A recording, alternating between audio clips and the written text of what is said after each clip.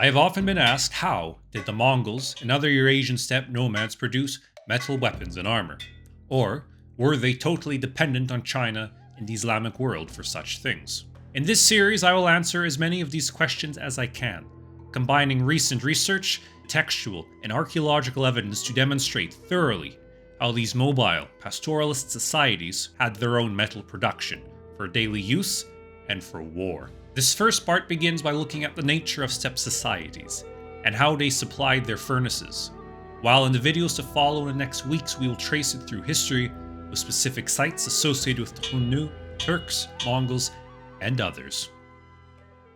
There is a tendency in writing, both modern and medieval, to downplay any sort of crafts production in the steppe whatsoever, portraying its inhabitants as incapable of anything other than destruction. However, yes, nomads of the steppe did have mining, smelting, forging, their own weapon production, and a host of other crafts. In this series, we are going to detail this process, demonstrating how life in the Eurasian steppes was much more socially, culturally, economically, and technologically complex than the popular image suggests. Most of the material I will discuss here is focused on what is today Mongolia, southern Siberia, Transbaikalia, and the Altai Mountains, but it will be broadly applicable across the steppes through Kazakhstan and into Ukraine.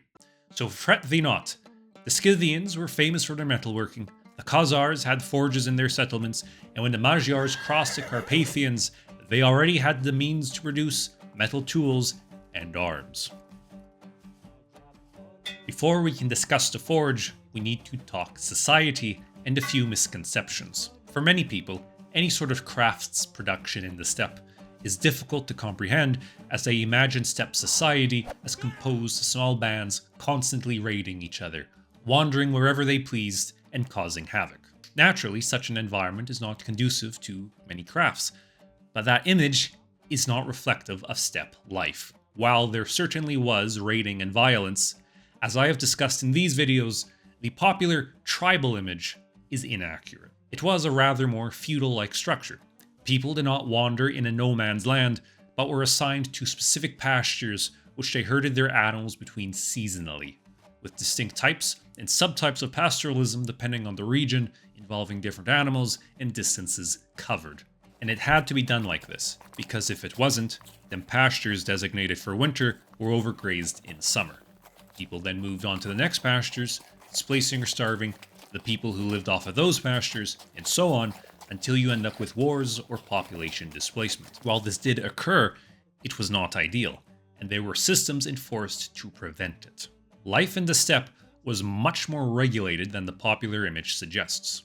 Periods that upset this were exceptions rather than the rule. What we see in periods of imperial unity, such as the Xiongnu, Turks, and Mongol Empire, is a strict enforcement of these divisions and active encouragement of trade. To make a comparison of another group of famed ferocity, while Vikings were famous for their raids, Scandinavian society was not restricted to the longboat or the burning monastery. And when there were strong kings or jarls, they directed violent energies against external foes to promote internal stability and peace in the homeland. With our nomads moving along designated predictable seasonal routes, we can attack the second common claim, that the steppes held no permanent structures. While only given sporadic attention in the textual record, they are well attested archaeologically. We start small, dugout homes that were inhabited during part of the year and surrounded by small-scale farmland. Palaces for khans and princes set up along their migratory routes with a few permanent structures to provide for the lord and his entourage. That would be in turn surrounded by a town of felt tents when they arrived. And finally, true towns, forts, and cities in the steppe, inhabited permanently or seasonally. Often they were modified forms of both Chinese and Central Asian town layouts and building designs, adapted to reflect nomadic cultures. So while the actual buildings show influence of Chinese, Tibetan, Sogdian, or Central Asian designs, reflecting the origins of the laborers, architects, and engineers, generally the orientation mirrored that of the nomads' encampment, only at a larger scale. While the 13th century Mongol imperial capital of Karakorum is the most famous, it was not alone. We find many settlements from the Xiongnu period, through the Xianbei, Turkic Khaganites, Uyghurs, the Mongol Empire, and its successors. These range from great capitals like Karakorum or the Uyghur capital of ordu-baliq in the Orkhon Valley, to smaller sites consisting of a citadel and a few outlying buildings. Karakorum was not even the only city in Mongolia during the days of the Chinggisids. Sites of the Xiongnu and Xianbei tend to be smaller, but still feature fortifications and palaces. Some appear to have been inhabited only part of the year, perhaps in winter when the walls served as a defense not against attacks, but against the fierce winds of the steppe.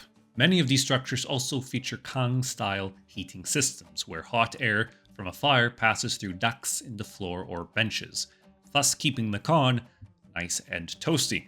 We see that steppe lords' migratory routes were repeated yearly, and involved stops at a number of fortified and unfortified locations along that path. We know them quite well for Mongol great Khans in the 13th century, who only stopped in Karakorum or other capitals briefly each year, spending the rest of the year between other cities, palaces, and campsites, accompanied by their huge mobile courts. Khans like Ögedei, for example, are specifically recorded building palaces of varying designs at all of their halting points. Likely, such structures had staffs to maintain them, providing habitation or other services to the Khan and his entourage, while felt tents sheltered the rest of the party. This is a pattern mirrored across most of the steppes throughout history, though the Chinggisids were the most extreme example. For another Chinggisid example, we can look at the Golden Horde, where an entire network of large cities developed in this manner, especially along the Volga River, the migratory route of the Jochid Khans as they moved from winter to summer pastures. The enforcement of stability by the Mongol Empire allowed the promotion of trade and ferrying of materials to build these sites. Some grew very large. Estimates for the population of Karakorum range from 18 to 30,000, with perhaps 100,000 people in the Orkhon Valley in the imperial period. The likely site for Sarai al-Jadid in the Golden Horde by some estimates held as many as 75,000 people, with Ibn Battuta calling it one of the largest cities he visited. And regardless of size, a routine feature of these sites is evidence for a variety of craft productions, including iron working. Evidence for metalworking in the steppes and steppe-adjacent regions is old, perhaps even predating horse riding. Some of the oldest evidence comes from the so-called Afanasivo culture in southern Siberia, which shows evidence for local copper metallurgical production, both mining and smelting, over 3,000 years before the Mongol Empire. Bronze was used, as it was everywhere at the time, for tools, weapons, and armor, and slightly later, the Scythians became famed workers of bronze and gold. Perhaps as early as 800 BCE, we see gold worked in Siberia and the Altai Mountains, and sometime between the 7th and 3rd centuries BCE, iron work began in the Altai. But not until the rise of the Xiongnu around the 1st centuries BCE to CE did it spread across the region. The Xiongnu highly valued iron production and made so many demands on their subjects to produce it that under them iron began to replace bronze as a primary material for weapons and tools, though bronze production did not disappear. But how do we know these items were produced locally and not merely imports? Well, we find at these sites either the furnaces themselves, the tools, or at least the slag, the waste produced in the iron smelting process, indicating on-site production. Analysis of the chemical composition of the ores also gives a rough idea to their origin. In a sense, every iron deposit on Earth has its own specific chemical makeup which can clue to its origins and confirm these items were not made in China. While we do find imported items, in the early period they tend to be restricted to elite burials, rather than in the cultural layers we find the slag and other items. The volume of metal goods found even in Xiongnu burials and habitation sites was greater than could have been provided just through importing. The metallurgical traditions that emerged in the steppe are utterly distinct from China. At a most basic level, the design in wares was generally distinctive, but even production differed greatly, leading to suggestions that metalworking technology arose independently in the eastern steppes, or was introduced from Central Asia, and only later came into contact with the traditions developing in China. The specific organization of Chinese metal production was just one that did not translate well into the steppe environment. So how did nomads turn iron ore into an object? This requires first locating iron ore, and this isn't that difficult as iron is a relatively abundant material on Earth's surface. Rich deposits in southern Siberia and the Altai are accessed simply at the surface or via open pit mining. Iron ore could basically be found by walking around, looking for natural outcrops, swamps, or especially along riverbanks. Some geographic naming reflects local resources. For a good vein held in harder rock, a fire was started on top of it to heat and crack it.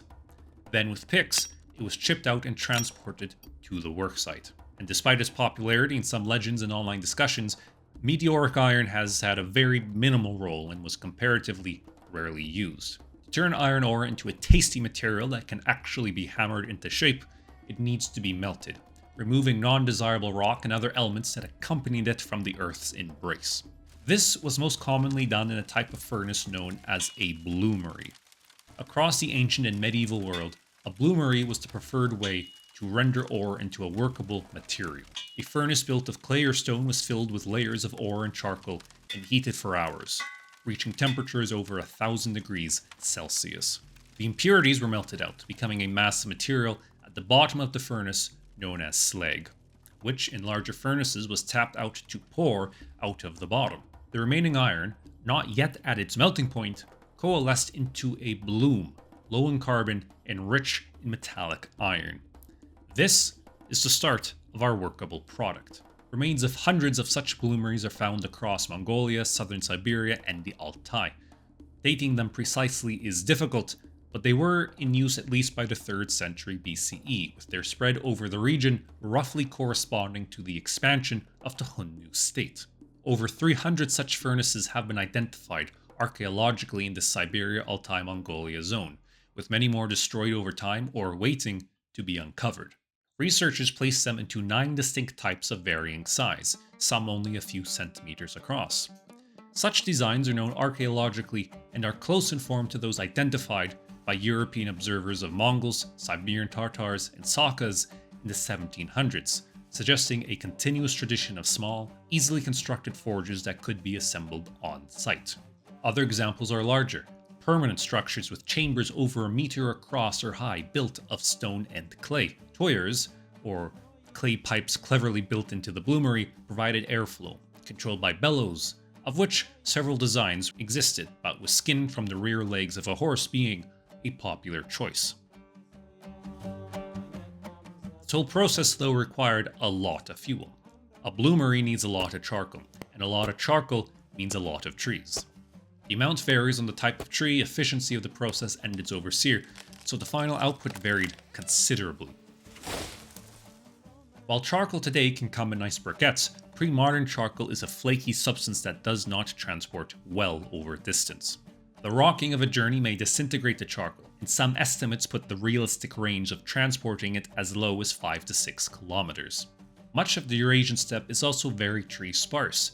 It's no coincidence that most of our examples are in the Altai, southern Siberia, northern Mongolia, and Orkhon Valley, areas with greater tree coverage or river access compared to most of the region, which is dry grassland with few navigable rivers. This leaves the medieval nomadic metallurgist with 2 solutions: organize the labor to move huge volumes of wood, or transport the ore closer to where the trees and charcoal are. The ideal solution was to have the ore, the trees, and the production site in close proximity. There are numerous estimates from different societies and types of furnaces for how much material is needed or iron produced. Some of the examples shown on screen now come from estimates for ancient Rome, and some based on reconstruction of Siberian, Altai, or Mongolian forges.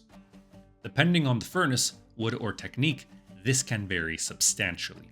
Generally speaking, 100 kilograms of iron ore produces a 10 to 20 kilogram bloom, which still needs to be worked to remove impurities and further reduces the final volume. The volume of charcoal needs to be comparable to the volume of iron ore, but to produce that much charcoal requires lots of wood. Not only that, but fuel for fire is also needed at every stage of the process. I find this example by Brett Devereaux illustrative, where he suggests some 4.6 million kilograms of wood was needed to supply 5,000 Romans with 44,000 kilograms of iron for their weapons and armor. And that's not even counting the tools and other equipment that accompanied them on campaign. As Devereaux notes, these requirements likely resulted in deforestation of the island of Elba in the Roman period, and may have put an end to smelting in Roman Britain as well. Devereaux also has a great series introducing ancient and medieval European iron production, if you wish to read more on that. In most cases, the hindrance to iron production was not a lack of manpower or furnaces, or the nomadic lifestyle, but rather access to enough fuel or the manpower to transport it.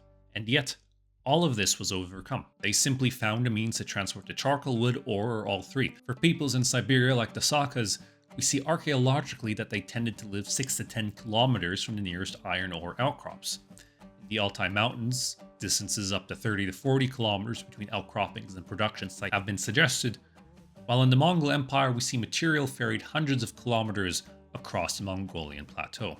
While weapons of war grabbed the most attention, most historical iron production was tools for everyday use. Farming, cooking, horse tack, belts, knives, arrowheads, where only a small forge and less fuel tended to be needed. We see evidence for communal production not just in settlements, but in the nomadic encampment itself. From remains of campsites across Mongolia, there is slag left over from these small, mobile forges, dating from Xiongnu times through to the 20th century, and across the steppes into Hungary. At the Salgan Erg site in northern Mongolia's Tarvagatai Valley, we find 13th and 14th century dugout homes which had furnaces built into them and remains of slag. At the larger end, the Saka and Siberian Tartars in the 1700s were observed building huge log frame furnaces filled with clay 110 centimeters high, 160 centimeters wide to produce iron for their own needs. Many of them even paid their tax to the Russian Empire in the form of this iron output. This has been only the briefest of surveys on the matter of nomadic blacksmithing, and is by no means exhaustive. We see throughout the history of this Mongolian, Altai, and southern Siberian region a continuous tradition of local metal production, working alongside or in conjunction with crafts networks in larger settlements and cities.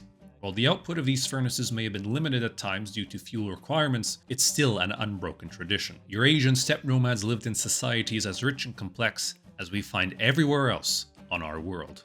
Next week, we return to look in more detail at sites associated with specific nomadic peoples, beginning with the Xiongnu and tracing it through time.